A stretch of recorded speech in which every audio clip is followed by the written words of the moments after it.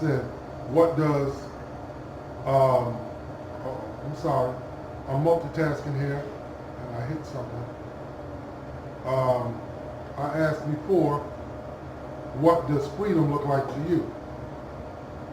Because what happens is, part of the problem is, we have never seen true freedom for our people. So, again, as black people, the first precondition of freedom is the captivity, is the capacity to structure our lives separately from white authority and white permission.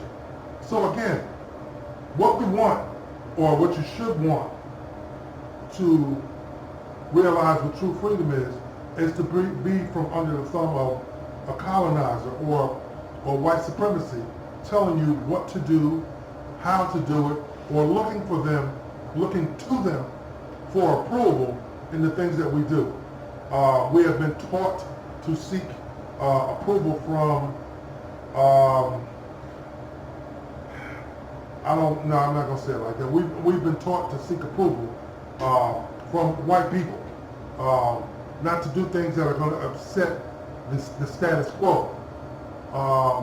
And this is all at the cost of losing who and what we are. The first precondition of freedom and black power, liberation and decolonization. And that it's not only in the physical, you have to free your mind. You have to decolonize your mind. You have to stop seeking white approval. You have to develop your own yardstick, our own yardstick. We have to decide what's good for us. Free from thinking that it's going to upset white folks or it's going to upset the status quo. Because we are the ones being killed in the streets. We are the ones being dragged out of our homes. We are the ones being starved out. We are the ones that are being set against one another. We are the ones that are being over-policed and under-serviced. We are the ones that are being marginalized. Our voice being quelched by denying us our so-called civil rights, the right to vote in a free society, the right to assemble, the right to bear arms, the right to life, liberty, and the pursuit of happiness. We are the ones that are being denied that. So until we have those things, there is no liberation. Those are the precursors for liberation. Those are the precursors. We have to respond to the things that are going on in our society. Mass incarceration, enslaved patrol policing, which is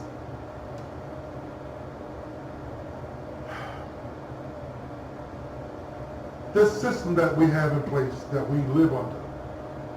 Vote or die, people die for your right to vote. It's a way to keep you enslaved. Because here's the thing.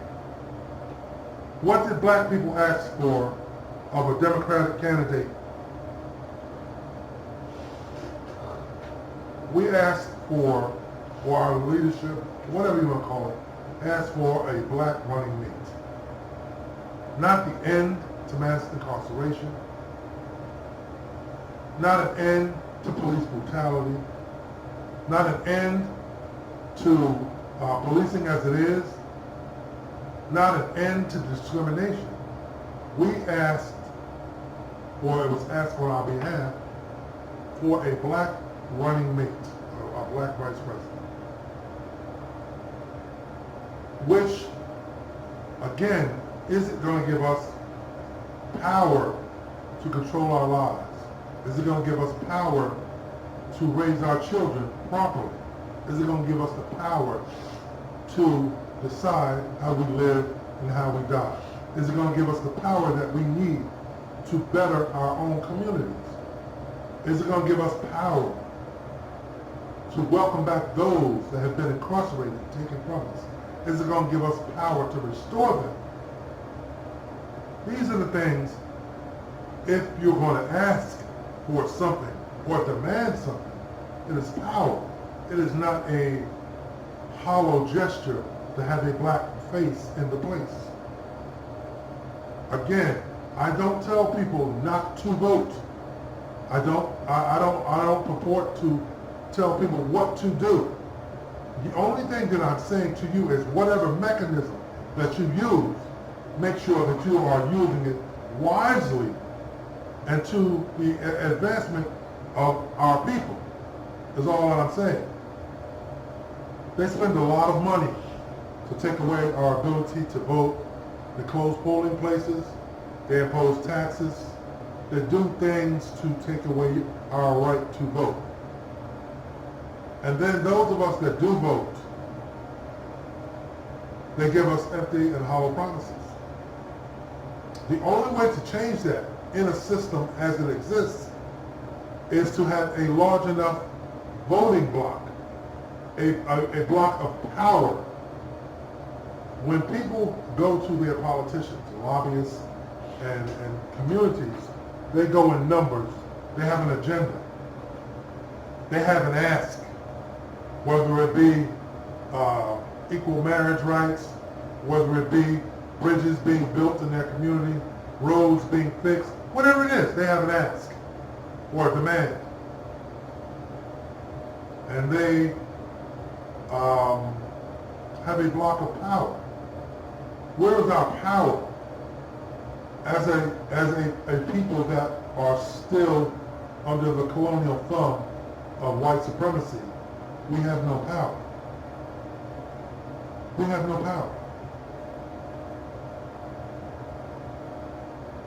You know, you have to ask yourself, are we any closer to liberation when we tell our people the only reason to mass incarceration and slave posting is voting?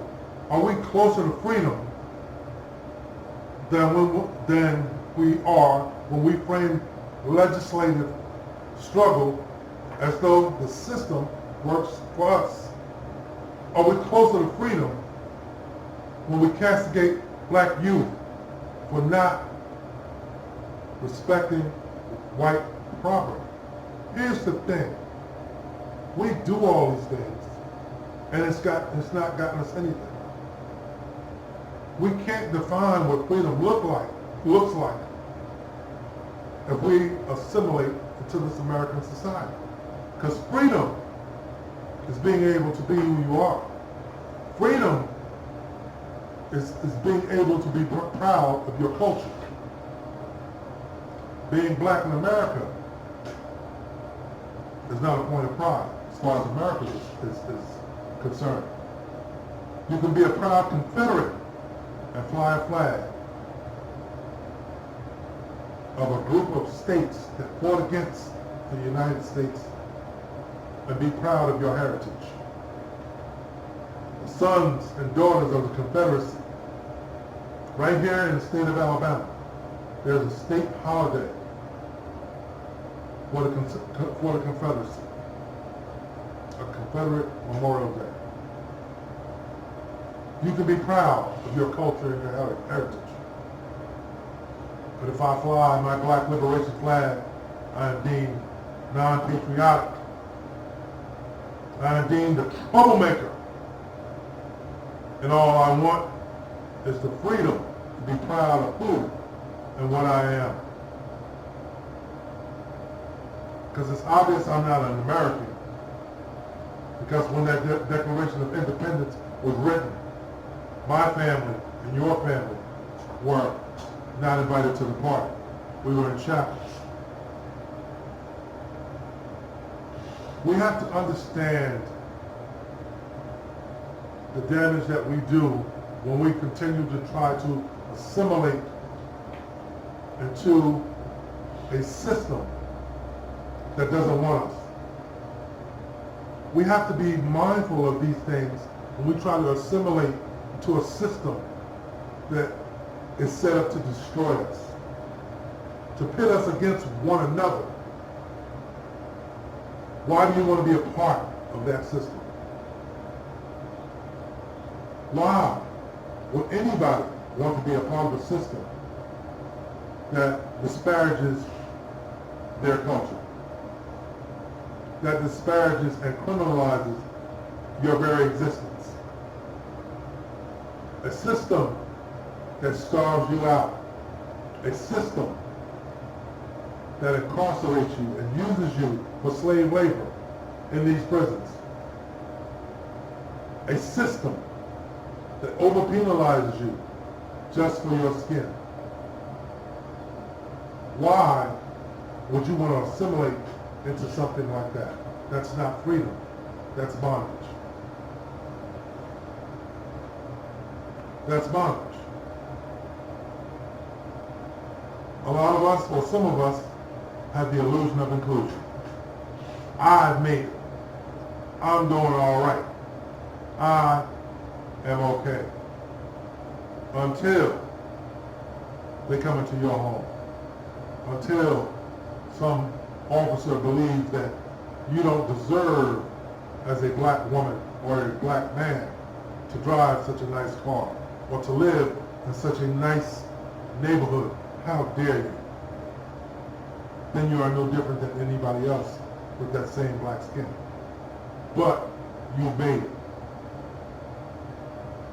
We cannot fall for the illusion of inclusion. We have to stand up together. Because if one is not free, then none of us are free.